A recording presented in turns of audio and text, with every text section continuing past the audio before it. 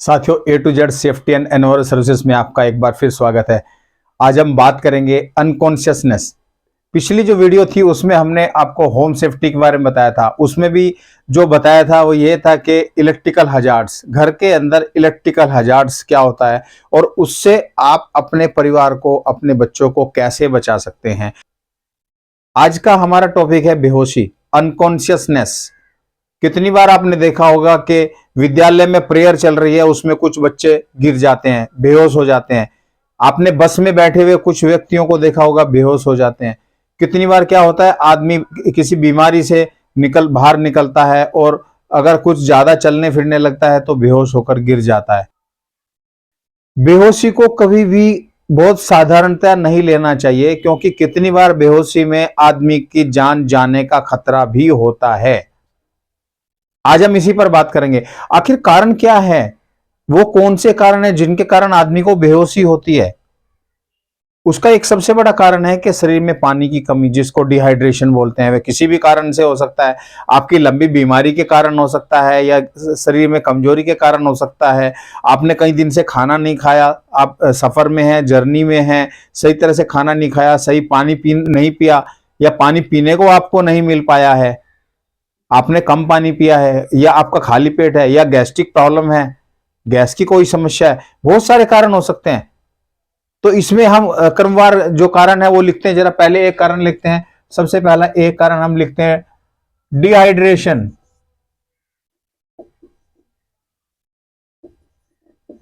Dehydration एक कारण है जिसमें पानी की कमी, जिसमें क्या होता है, पानी की कमी हो जाती है। दूसरा कारण है लो ब्लड शुगर। दूसरा, कितनी बार क्या होता है, अगर किसी की ब्लड शुगर कम होती है तो उसको बेहोशी बहुत जल्दी आती है। तीसरा कारण क्या है, कमजोरी। कमजोरी कब होती है, जब किसी लंबी बीमारी के कारण या कोई दूसरे कारण होते हैं, या फिर उम्र का बदलाव होता है। एक 50 साल 60 साल की उम्र होती है तो उसमें कमजोरी आना स्वाभाविक है। उन किसी खास परिस्थितियों में भी ज्यादा काम करने से, ज्यादा चलने से, या समय बहुत लंबे समय अंतराल तक कुछ ना खाने से भी बेहोशी का कारण बन सकता है। चौथा हो गया आपका गर्मी। कितनी बार हम बहुत लंबे समय तक गर्मी में रहते हैं तो उसमें भी बेहोशी आने के चांस होते हैं। उसमें डिहाइड्रेशन होता है, या सफोकेशन होता है, या ऑक्सीजन की मात्रा पूरी नहीं मिल पाती। पांचवा, ऑक्सीजन की कमी। कितनी बार कहीं किसी कन्फाइंड स्पेस में काम करते हैं या कुछ ऐसी जगह पे काम करते हैं जहां पर ऑक्सीजन की कमी होने की संभावना होती है, तो वहां पर भी बेहोशी आ जाती है। तीसरा तीसरा नहीं, छठा, CO2।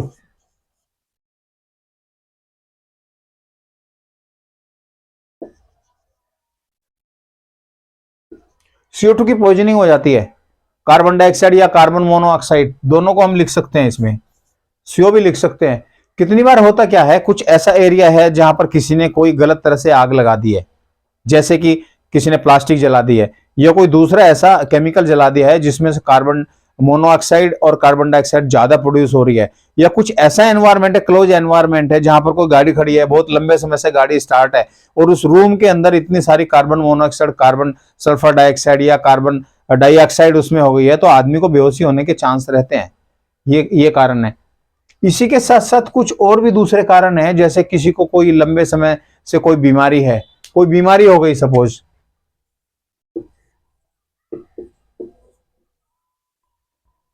बीमारी है, या कोई दूसरे कारण है, या आपका हार्ट अटैक भी इसमें एक कारण बनता है।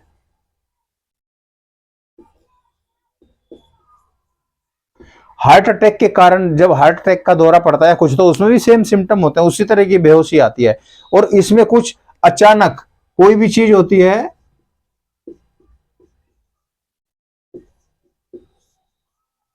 कोई बुरी खबर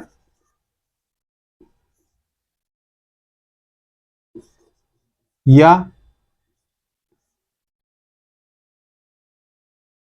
एक्सीडेंट देख लेना,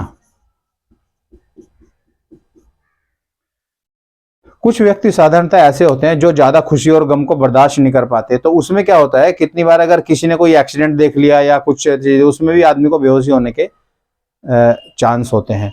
तो ये हमने बताया कारण, जैसे कि हम एक बार बोलेंगे डिहाइड्रेशन है, लो ब्लड शुगर है, या फिर लंबे समय से कोई बीमारी है, या गैस्ट्रिक प्रॉब्लम हो गई है, या वीकनेस है शरीर में, या फिर उन्होंने कोई ऐसा कोई बुरी खबर सुन ली है, या कोई एक्सीडेंट वगैरह कोई सड़क पे देख लिया है। इस तरह ये बहुत सारे कारण होते हैं, आदमी को बेहोशी होती है।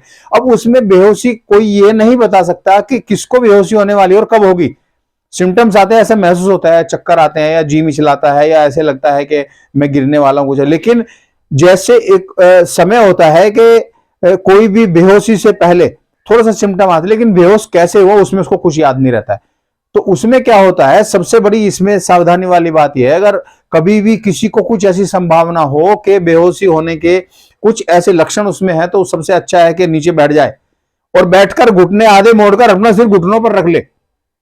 ये एक पोजीशन होती है जिसमें थोड़ा रिलीफ मिल जाता है। तो ये एक चांस है।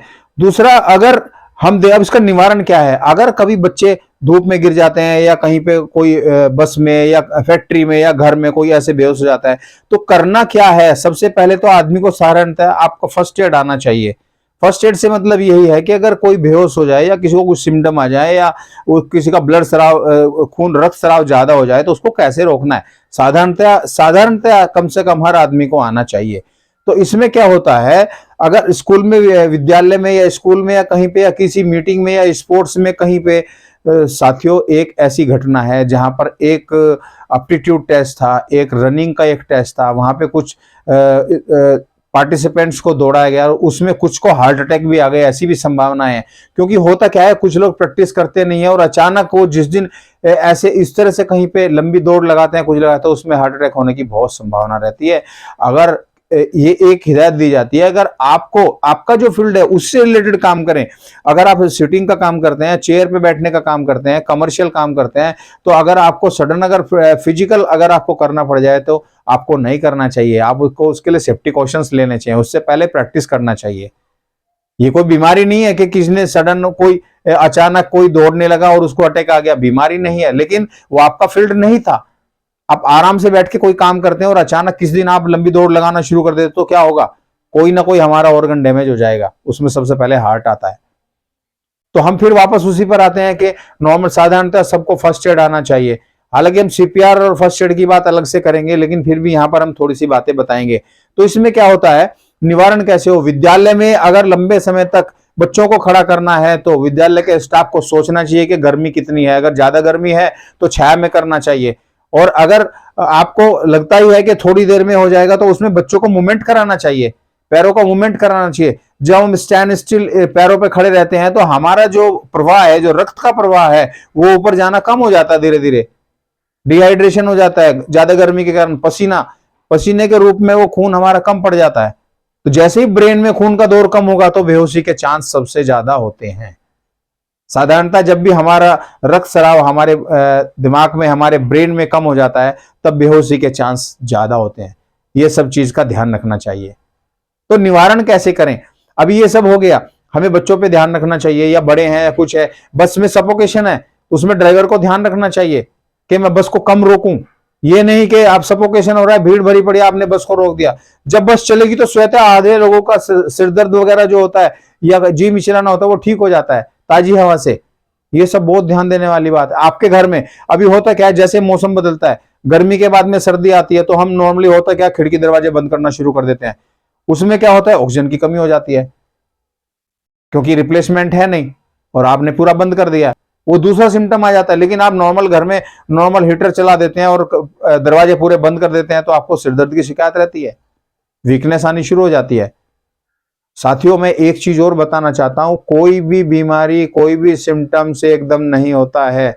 हम लगातार, हम फिर उसी सेफ्टी पर आते हैं कि अनसेफ एक्ट, हम लगातार अनसेफ एक्ट करते हैं, अनसेफ कंडीशंस पैदा होती हैं, उसके बाद ही कोई दुर्घटना होती है। इतनी आसानी से कोई भी दुर्घटना नहीं होती है, ये बहुत ध्यान देने वाली बात है। तो उसका निवारण क्या है, जब कोई भी स्थिति ऐसी पैदा होती है कि कोई बेहोश हो गया, कुछ हो गया और हमें पता लगता है, उसका निवारण क्या है।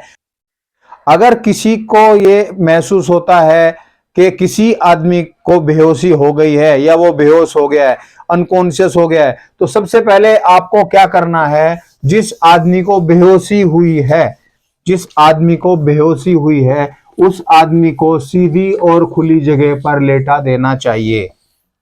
सीधी और खुली जगह पर उसको लेटा देना चाहिए। ये आपका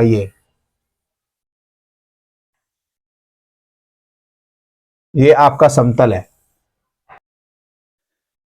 साथियों, अगर हमें लगता है किसी आदमी को बेहोशी हुई है, कोई बेहोश हुआ है, तो हमें सीधा सबसे पहले उसको ऐसे सीधा समतल जगह पर सीधे लेटा देना चाहिए। सीधा समतल जगह पर लेटाने के बाद में हमें उसके सिम्टम पर, उसकी छाती के मूवमेंट पर ध्यान देना चाहिए, उसके चेहरे पर ध्यान देना चाहिए, और उसको थोड़ी खुली जगह देनी चाहिए। उसको मुंह पे थप्पड़ नहीं मारना चाहिए, उसको बुरी तरह से झिड़कना नहीं चाहिए, उसको चिल्लाना नहीं चाहिए। और साथियों, एक सबसे बड़ी जो अहम बात है, वह बात यह है कि कभी भी किसी भी रोगी को अगर जब वो होश में आता है, उसको ये नहीं बोलना हाँ भाई हो गया, बहुत अच्छा होगा, तू तो बस खत्म होने वाला था, किसी तरह से बच गया। साथियों, ऐसा कुछ नहीं कहना है। किसी भी रोगी का हमेशा मोटिवेशन बढ़ाना है, उसको बोलना हाँ कुछ नहीं सब ठीक है, और उससे बातें करना है। जब तक वह होश में नहीं आता, उसको खाने पीने के लिए कुछ नहीं देना है। होश में आने के बाद उसको आप पानी दे सकते हैं, ओआरएस का घोल दे सकते हैं, और उसको पूरा होश में आने के बाद भी उसको सीधे थोड़ी देर 10-15-20 मिनट उसको लेटाकर ही रखना है। जब आप इसको सीधा लेटा देते हैं, सीधा लेटाने के बाद में उसके बाद में इसको मूवमेंट करते हैं, इनके जो पैर है, फिर आपको करना क्या है, इनके पैरों को 2 से 3 फीट 2 से 3 फीट इनके पैरों को ऊपर उठा देना है। होता क्या है, ज्यादातर बेहोशी हमारा जो रक्त स्राव है हमारे मस्तिष्क में जब कम हो जाता है, तो उसी कारण से बेहोशी आती है। जब हम उसको सीधा लेटा करके 2 से 3 फीट उसके पैर ऊपर उठा देते हैं, तो पैरों का जो रक्त है वो उसके मस्तिष्क में पहुंच जाता है, और रिकवरी संभवतः हो जाती है। 99% लोगों की रिकवरी हो जाती साधारणतया।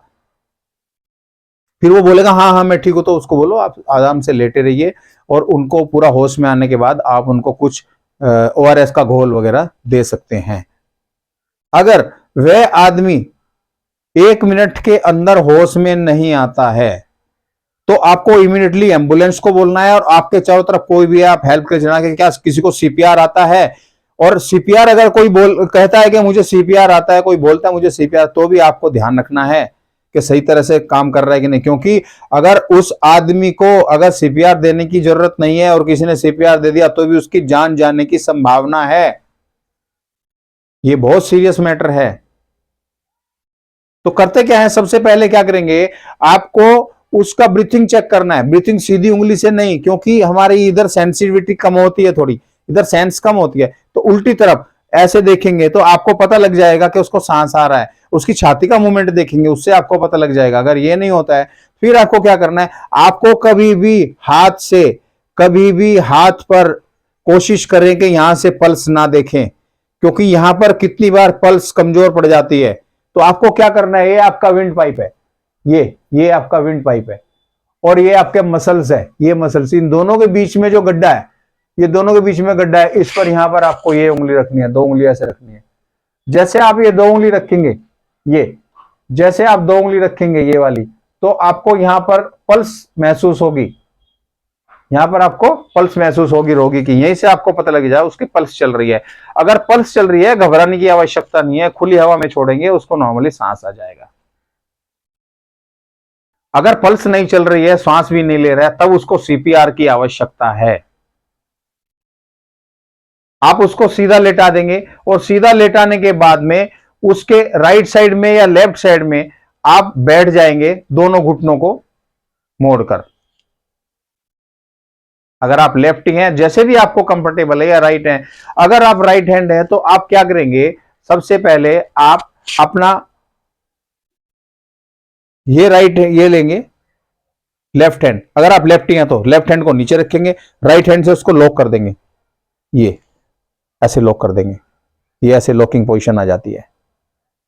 और कोहनी को आप मोड़ेंगे नहीं, सीधा उसको ऐसे ऐसे ऐसे सीधा सीधा पूरा बॉडी के हिसाब से उसको आप नीचे पुश करेंगे।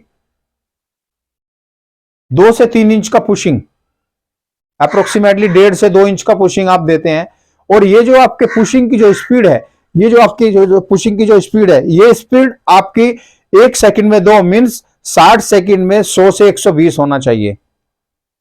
और 30 पुश के अंतराल के बाद आपको 2 ब्रीथिंग देना है। ब्रीथिंग कैसे देना है? उसका मुंह पीछे टिल्ट करना है, नाक को दबाना है, होठों को सील करके, लिप को सील करके, और उसके अंदर फूंकना है। आपको लंबा फूंकना है, ऐसे नहीं, ऐसे फूंकते हैं। नॉर्मली सीपीआर के लिए हम अलग से बताएं, लेकिन आपको साधारणतः बता रहे हैं सीपीआर का ये एक तरीका होता है।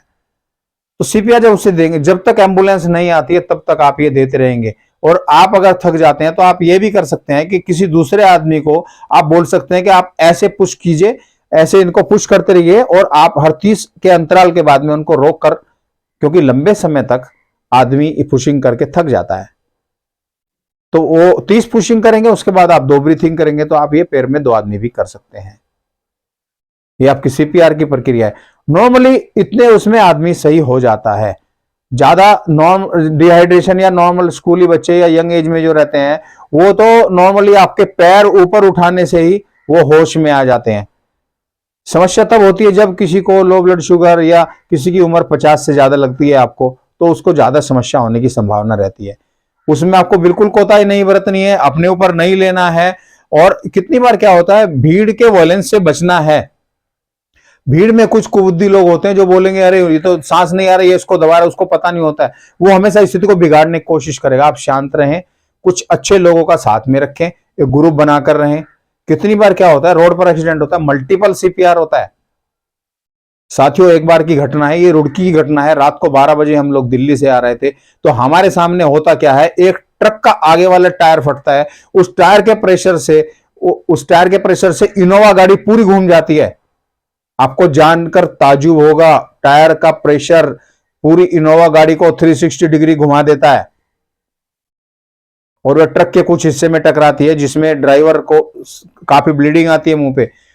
उस गाड़ी में 5-6 लोग सवार थे, जिसमें 2 महिलाएं थी।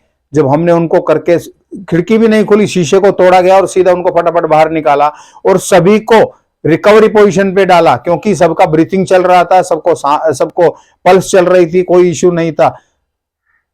और एम्बुलेंस को आने में बहुत समय लगा, लेकिन हमारी बस चलने वाली थी। उनको हम सबको रिकवरी पोजीशन पर 6 के 6 आदमी को, 5-6 आदमी को रिकवरी पोजीशन पर लेटाकर अपनी बस में बैठकर हरिद्वार आए। सुबह न्यूज में आया तो सब लोग बच गए। ये 4-5 लोगों की, हम लोग का सबका सहयोग था, 4-5 लोग की कोशिश थी ये। कहीं भी ऐसा मौका मिले तो बचाव लेके ग्रुप बनाकर, पब्लिक वायलेंस ना हो, ग्रुप बनाकर ये सब काम करने चाहिए। जब किसी के लिए कुछ अच्छा काम करते हैं तो अपने आप को जो संतुष्टि होती है, उसका जो आवाज होता है ना, वो एक्सप्लेन करने लायक नहीं होता। तो बेहोशी से, अभी हमने आपको बताया कि बेहोशी से वापस कैसे लेके आते हैं पेशेंट को। साथियों, कभी भी हो सकता है। ये कितनी बार क्या होता है, ओवरडोज, कोई मेडिसिन की ओवरडोज गलती से ले ली गई तो भी आदमी बेहोश हो जाता है। कितनी बार तो साथियों ये होता है जब किसी को बंद पड़ जाता है, या पेशाब बहुत जोर लगाया पेशाब करने में तब भी आदमी बेहोश हो जाता है, या कितनी बार लैट्रिन करने में बहुत जोर लगाया तब भी बेहोश हो जाता है। घबराने की आवश्यकता नहीं है, ये बहुत ज्यादा ऐसे खतरनाक सिम्टम नहीं है, लेकिन इसके लिए सावधानी बहुत जरूरी है। आपको कभी भी कोई भी ऐसा महसूस होता है कि मैं अनकंफर्टेबल महसूस कर रहा हूं, सीधा नीचे बैठ जाइए, आधे घुटने मोड़ लीजिए, अपना सिर घुटनों पर रख लीजिए, हाथों को पैरों पर रख लीजिए, आपको रिलैक्स हो जाएगा, अगर कोई भी नहीं है तो। साथियों, ये था बेहोशी के लिए। हम चाहेंगे कि सब इसका लाभ उठाएं, और ये साधारण जानकारी कहीं भी, साथियों एक दूसरी बात मैं ये कहना चाहता हूं, इस तरह कोई भी जानकारी कहीं भी, बहुत सारे लेक्चर होते हैं, बहुत सारे डॉक्टर्स या कॉलेज में, विद्यालय में या फैक्ट्रीज में, अगर फर्स्ट एड या आपके लाइफ से जुड़े हुए कोई भी ट्रेनिंग्स होते हैं, उनको अटेंड जरूर कीजिए। वॉलंटरली होकर उनको अटेंड कीजिए, वॉलंटरली होकर अटेंड कीजिए उनको। आपका नाम नहीं आया तो बोलिए कि साहब आधा घंटा हमें भी दे दीजिए, कम से कम सबको बताइए। ये सब काम आने वाली चीजें हैं।